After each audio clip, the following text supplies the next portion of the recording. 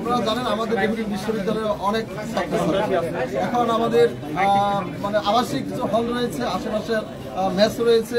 এখন কোন ছাত্র কিভাবে কোন জায়গা থেকে এসেছে এতগুলো ছাত্র আমরাও যে চেষ্টা করি নাই তা না, আমাদের প্রক্টর স্যার সহ এবং সংশ্লিষ্ট যেই টিম আছে সবাই কিন্তু কাজ করেছে। এতগুলো ছাত্র আসলে কন্ট্রোল করা ওই সময় সম্ভব হয়নি। গতকালকে ডেপুটি বিশ্ববিদ্যালয় এবং সিটি ইউনিভার্সিটির মধ্যে যে অনাকাঙ্ক্ষিত ঘটনা ঘটেছে সেই ঘটনা ফিজিক্যালি দেখার জন্য আমি সহ আমাদের ডেপুটি বিশ্ববিদ্যালয়ের আরো ঊর্ধ্বতন কর্মকর্তা কর্মচারী আমার সাথে আছেন এবং আমার সাথে সিটি ইউনিভার্সিটির সম্মানিত ভাইস চ্যান্সেলর স্যার আছেন। ওদের স্বপ্ন পূরণে পাশে থাকতে পেরে আমরা গর্বিত। আমি যেই ভাঙচুর এবং ধ্বংসযজ্ঞ হয়েছে দেখে আমি সত্যি অত্যন্ত লজ্জিত এবং দুঃখ প্রকাশ করছি।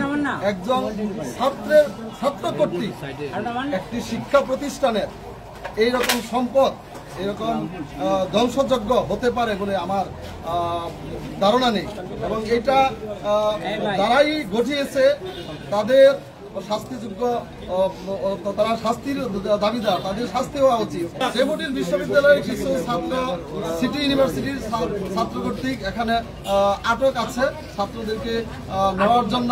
সিটি ইউনিভার্সিটির ছাত্রদের সাথে আমরা কথা বলেছি। ছাত্ররা আমরা আসার পরে ছাত্ররা যেই ধৈর্যের পরিচয় দিয়েছে আমি সিটি ইউনিভার্সিটির ছাত্রছাত্রীদের আমার পক্ষ থেকে এবং আমার ডেপুটি বিশ্ববিদ্যালয়ের পক্ষ থেকে ধন্যবাদ জানাচ্ছি। তারা অবশ্যই অনেক সহনশীল আচরণ করেছে এবং তাদের একটাই দাবি, আমি এসেছি আমার ফ্যাকাল্টি অফ সায়েন্স এন্ড টেকনোলজির এসএসসি ডিন হিসাবে আমি এসেছি, কিন্তু সিটি ইউনিভার্সিটির ছাত্রছাত্রীদের তাদের দাবি হচ্ছে আমাদের ডেপুটি বিশ্ববিদ্যালয়ের সম্মানিত ভাইস চ্যান্সেলর এবং প্রো ভাইস চ্যান্সেলর স্যার আসুক, স্যার এসে যে ধ্বংসযজ্ঞ হয়েছে এগুলি স্বচক্ষে দেখে তারপর আমাদের ডেপুটি বিশ্ববিদ্যালয়ের যে ছাত্র এখানে আটক আছে